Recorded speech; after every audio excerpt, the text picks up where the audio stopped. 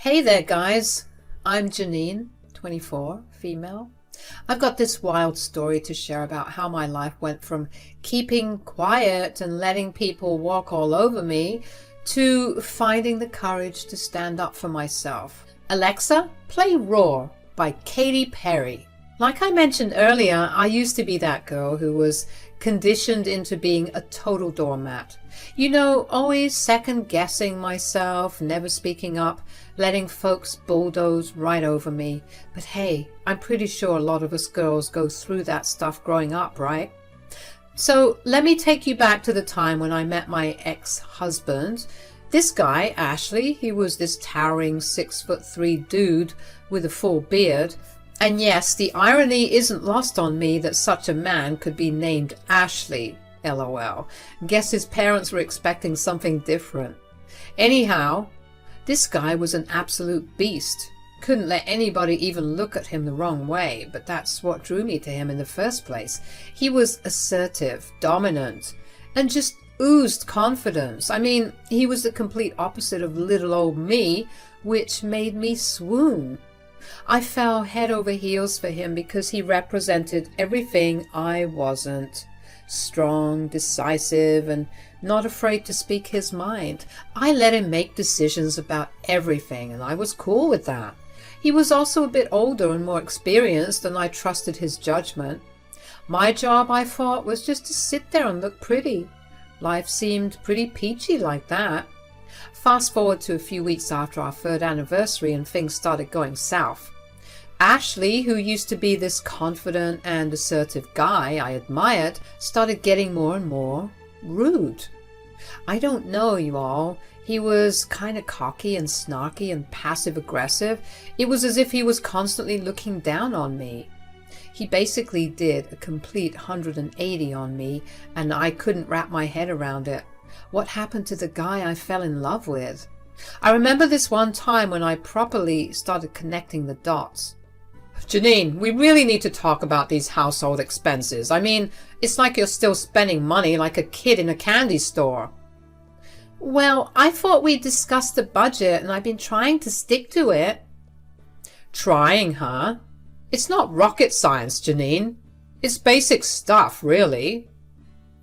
I thought I was doing okay. What do you mean? Janine, sweetie, I thought that handling the household expenses was something you were capable of, but I guess I was wrong. Looks like I'll just have to deal with that too. Excuse me? I mean, you're just not that good with money. It's actually quite sad. Come on, Ash. You know I'm trying my best. I can learn. Learn? Janine, it's just that some people are better at this stuff than others. Don't stress yourself out too much. I can clearly see that you can't handle it. Well, I don't want you to think I'm a burden or anything. Oh, Janine, I don't think you're a burden. I just think you're, well, a bit more vulnerable when it comes to handling these things. Look, Ashley, I'm not stupid. I can learn, and I don't need you talking down to me like I'm some child. Hey, I'm not saying you're stupid, and I'm not saying you're a child, but let's be honest. Some things just aren't for everyone, and maybe handling money is just one of those things for you. Ashley, I don't want to keep arguing about this. Just trust me and let me handle the household expenses, okay? All right, Janine, if you say so. But it's just that sometimes you make it seem like you can't handle even the simplest things, you know? Fine, whatever, Ashley. Now, I ain't gonna lie, it wasn't easy for me to accept the fact that my once dreamy guy was becoming a bit of a jerk.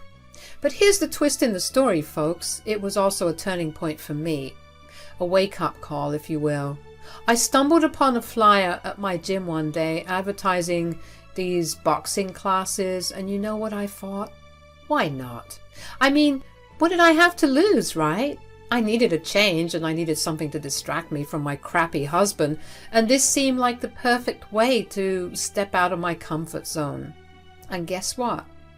I started enjoying those classes like nothing else. My trainer was like a real-life Rocky Balboa, always cheering me on and telling me how proud he was of me. He'd say stuff like, Janine, you're capable of anything you set your mind to. Man, that felt empowering. It was like a switch flipped in my head. I realized that I didn't have to be a doormat to earn respect, just like Ashley. So I began to embrace this newfound confidence little by little. But here's where the drama really kicks in. Ashley started to notice the change in me, and it seemed like he wasn't too thrilled about it. It's like he didn't want me to be anything other than what he expected. He started doubling down on his aggressiveness and rudeness, which would often reduce me to tears. But here's the thing, instead of breaking me, it only pushed me further away. I'd spend most of my time at those boxing lessons, improving myself and shedding the self-doubt that I'd carried for way too long. So fast forward a couple of months, and Ashley and I were basically living like two strangers in our own house. I mean, it got so bad that Ashley was trying to shut me out completely. He'd make food just for himself, not even bothering to acknowledge my existence. It was like I was invisible, or worse, an unwanted guest in my own home. Now here's the kicker, folks. When I decided to give him a taste of his own medicine, boy did he flip out. If I did the same, suddenly he was all about yelling at me for no good reason. It was like living in a never-ending episode of a reality TV show. I'll admit, because I'm sensitive at heart, there were a couple of times when Ashley succeeded in his sick and sadistic plan to make me upset. I'd cry or just hop in the car and drive off to cool down somewhere. But more often than not, I stood my ground, which was surprising to both him and me. I wasn't going to be pushed around anymore. Then, one day, Ashley was at it again, being all shouty and judgy for absolutely no reason. And I don't know if I had just woken up on the wrong side of the bed that day or if my period was about to cut on, but that's when I just snapped. I let out all the feelings I'd been holding inside for so long. And man, it felt good. Janine, what the hell is wrong with you? I can't take this crap anymore. What's wrong? You left a dish and a fork in the sink, and the TV is on when you leave to use the bathroom. You just know how much I hate that crap. Seriously? It's just one dish, and I was coming right back to watch TV. Relax, it's not a big deal. Not a big deal? You're so irresponsible. You can't even clean up after yourself. Don't yell at me. This is the first time I've heard of you having issues with a single dish in the sink and me leaving the TV on. Why are you yelling at me like I'm a kid? Gee, let's see. Maybe it's because you act like a kid. I mean, seriously, who raised you? Watch it. Look at the big scary Janine. You think you're so tough because you take boxing classes? You're pathetic. And you're irresponsible. Oh, really, Ashley? You want to talk about responsibility? Look at you, yelling over a single dish. You're such a whiny little brat. Excuse me? You heard me. You're so freaking exhausting. Every single day with you feels worse than those medieval torture devices. Why do you insist on making my life a living hell every single day? You keep yapping like a mutt or like some stuck-up rich kid. Get a grip, man. Aren't you embarrassed of yourself? You're a freaking loser and a jerk if you think you can keep bullying your wife. And you have the nerve to call me pathetic? Me? Have you seen yourself? And for once, you all, I saw this man looking perplexed. He looked like he was short-circuiting. It was crazy, you all. That's right, Ashley. I said it. You're acting like a jerk, and it's high time someone called you out on it. If you have nothing nice to say to me, then maybe you should just go back to ignoring me. At least there was some peace and quiet in the house then. He was too stunned to speak, and I guess in some manipulative way to get back at me, punish me, he decided to go on his longest silent treatment spree, which lasted a whopping 3 weeks. Can you believe it? It was like living with a ghost in my own house. At first, I was kind of okay with the whole not talking to each other thing, like I said when we were arguing. It gave me some peace and space to thank God. But then it came time to discuss the practical stuff like household matters, paying the bills, buying groceries, and all that grown-up stuff that you do when you decide to get married to someone. So like the big girl I am, I put my pride aside and decided it was time to break the silence and talk to Ashley. But guess what? He was still being super petty. He just wouldn't say a word. It wasn't until the third week of this nonsense that he finally decided to speak up, and oh boy, when he did, it was a bombshell. He told me that his parents were coming to stay with us for about a month. Apparently, their house was undergoing some treatments by pest control and exterminators. Why? Because they had a full-blown roach infestation, so they decided to put up with Ashley and me for a while. Let me tell you, my stomach did a somersault. Now, you might be thinking, Janine, what's the big deal? In-laws visiting, no problem. But hold on a second, because here's the kicker. My relationship with my in-laws hasn't exactly been sunshine and rainbows.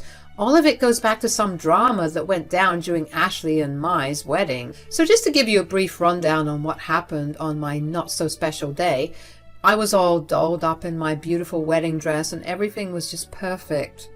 Until, well, Jasper, my father-in-law, decided to do something pretty spectacular. He, ruined my wedding dress. Yep, you heard that right. He wasn't paying attention to where he was going, despite being told many, many times to sit down. I think he was already tipsy at that point, and he managed to step right on the train of my gown and spill his whole wine glass on me. You can probably guess what happened next. I burst into tears, completely distraught, my makeup smudging and looking like a hot mess. I didn't know what to do. Now, you'd think that on a day like that, anyone would cut you some slack, right? Well, not my mother-in-law, Natalie. Oh no, she decided that my tears and the attention I was drawing to myself were completely unnecessary. Like, are you kidding me, lady? So she started shouting at me, which made me cry even harder. Can you imagine? I looked like a mess on my own wedding day. It was awful. We had to delay everything while someone ran to grab a simple wedding dress for me, and we had to get the makeup artist to redo my makeup. Yes, we had to pay double. So instead of being this beautiful and joyous occasion, it turned into a total disaster. Guests were disgruntled, I was depressed, and my in-laws were fuming for whatever reason. Ever since that fateful day, I've tried my best to steer clear of my in-laws. I mean, who wouldn't? I never got an apology for the way I was treated on my special day. It still stings, And when I look back on it, I can't help but realize that Ashley didn't really do much to stand up for me in that situation, despite all the dominant, protective, and macho man claims he used to make. So when he told me that those two demons would be staying with us for a whole month, I almost started hyperventilating. There was no telling what those two were going to do. And with the presence of Ashley as well, it looked like I was going to be thrown into a lion's den. I knew that I had to do something to make sure I was going to be okay in the end. The day the in-laws were set to arrive had finally come, and you can bet I was nervous as all heck. I mean, who wouldn't be? And of course, as soon as they got there, it was like a hurricane of criticism. Natalie, with her eagle eyes, started criticizing everything she laid her eyes on in the house. From the curtains to the carpet, nothing was spared. Jasper, on the other hand, couldn't resist making snarky, rude comments. He even went as far as reminding me of my traumatizing wedding day. Real classy, right? But wait, there's more. Ashley, my darling husband, decided to join the party too. He'd often egg his parents on and laugh along with their rude jokes and comments. I mean, really, it was like a circus of rudeness, and it was slowly chipping away at me. Even though I was becoming a stronger person and standing up for myself, those words were cutting pretty deep. It's like they knew my vulnerabilities and were poking at them on purpose. This nonsense went on for about a week, and by that point I was already exhausted. I was being forced to cook and clean for everybody, and it seemed like everyone around me was leaving a mess on purpose. It was like they were trying to humiliate me, making me clean up after them as if I was some sort of Cinderella.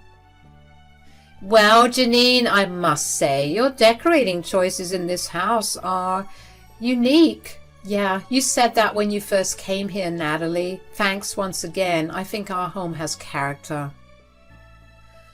Character, eh? More like a cry for help. Dad, that's a good one.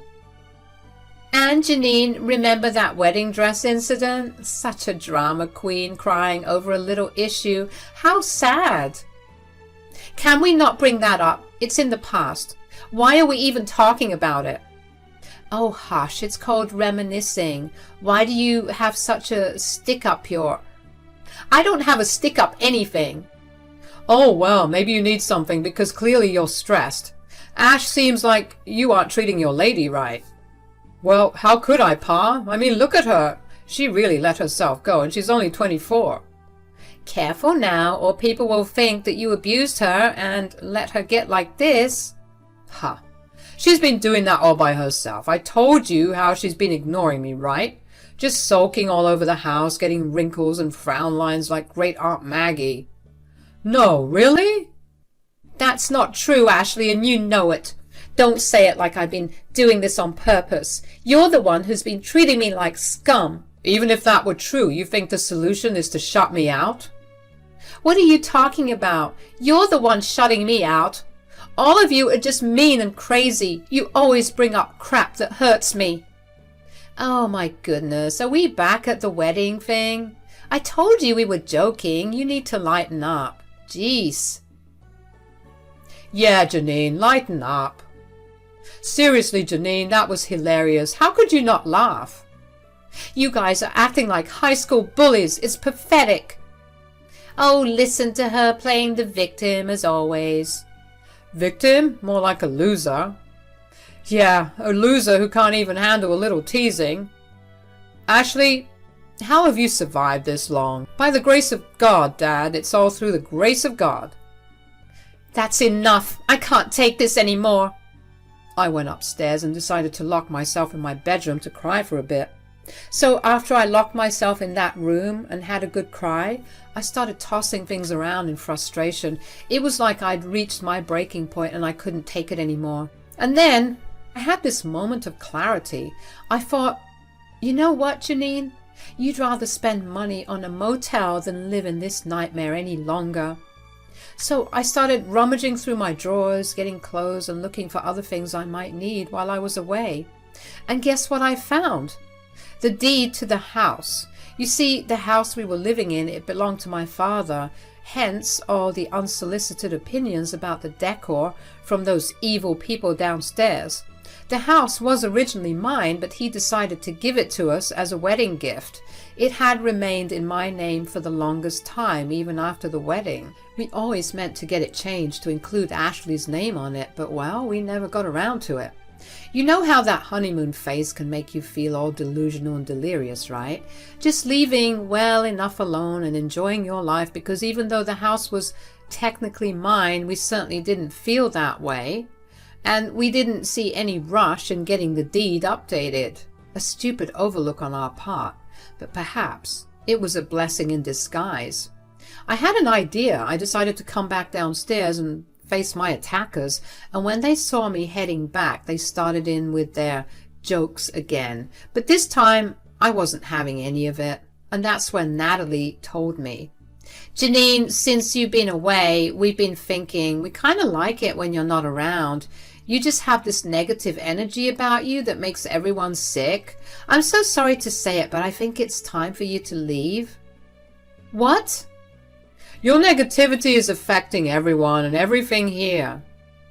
We want to play happy family with our son, and we haven't seen him in ages, and you're keeping Ashley away from us. Yeah, I second that. You're ruining everything. Yeah, it's getting pretty bad. Sorry, guys, what can I say? I'm living in hell. Then they all burst into laughter like a gaggle of schoolgirls. Ugh. But little did they know I had a trick up my sleeve.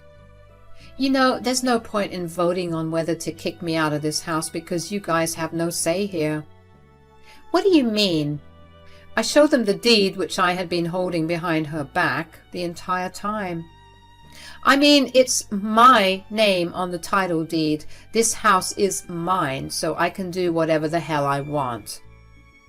Oh, for crying out loud. Really, Ashley? You didn't get the deed updated? Well, we were going to. Save it. You're just as pathetic as she is. At least she's smart. Shut up, Jasper. All right, Toots. What do you want? You want us to stop joking with you? Fine. Actually, I would like for all of you to get the frick out of my house. You can play happy family with your son on the street. Natalie, Jasper, and Ashley looked seriously worried when they realized I wasn't joking about kicking them out of the house. Panic started to set in, and good Lord, did it feel good to see the looks of complete fear on their faces. Ashley seemed desperate. His eyes were darting around and looking at his mommy and daddy for reassurance, as if they could magically change the situation. Jasper attempted some damage control, somewhat apologizing and suggesting that maybe they had taken things too far, and saying that from now on they wouldn't tease me. But it was too little too fricking late. He was clearly trying to mend the situation because they were practically homeless, not because he had a single remorseful bone in his body. Natalie, on the other hand, was eerily quiet for once, too embarrassed to open her mouth about being caught off guard, I guess. Checkmate. She started blubbering out some excuses, saying they were a bit stressed and tired, so perhaps they took things too far. But I wasn't in the mood for excuses. I told them they had 20 minutes to pack up their things and leave. I even added that I'd send some of Ashley's stuff to his new address, assuming they could find one. Ashley started pleading with me, telling me that I was being ridiculous for doing this, but when he saw I wasn't budging, he was getting even angrier, saying that he wasn't going anywhere. And that's when I threatened to involve the cops, and that's when everyone knew for sure that I was being serious. And then Natalie, could you believe it, started calling me evil and demonic for wanting to kick them with no place to go. Oh, so when she was kicking me out, where did she think I was going to go? The cognitive dissonance on these people is crazy. I shouted back, calling her disgusting and cursing like there was no tomorrow, which made everybody blush. But I didn't care. These people had the gall to disrespect me in my father's house, and I wasn't having any of it. Eventually, I watched from the window as they awkwardly stood in the driveway, calling an Uber to take them who knows where. And you know what? It felt like a weight had been lifted off my shoulders. When I got bored of seeing them looking pathetic and cold outside, I went on the internet and started searching for divorce lawyers in my area.